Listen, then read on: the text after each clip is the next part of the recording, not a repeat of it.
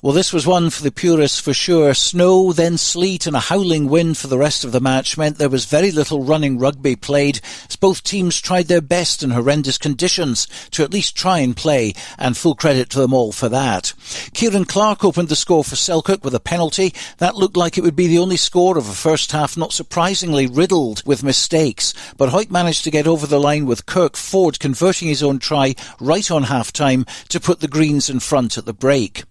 Clark kicked a superb long-range effort to reduce the deficit to a single point, but a penalty try for the Greens made it 14-6 after several minutes of dominance near the try line. Clark scored another penalty to ensure Selkirk a losing bonus point, but both teams would have been delighted to hear the sound of the final whistle so they could get to a hot shower and move on to the next game. You can watch highlights tomorrow if we can find any, of course. It ended at Philiphaugh, Selkirk 9, Hawick 14. Look, it's frustrating. I think the biggest turning point was just the try before half-time. We defended really, really well. There's a good energy from last week and we spoke about that.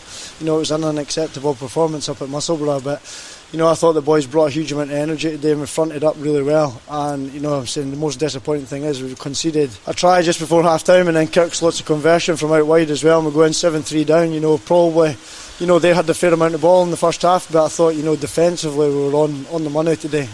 But, conditions are far from ideal, to be honest. You always ken what you expect when you come down to Philiphaugh. It's going to be a dogfight and the conditions today didn't help that, so I will take the 4 points. We're disappointed not to come away with 5, but we'll take 4.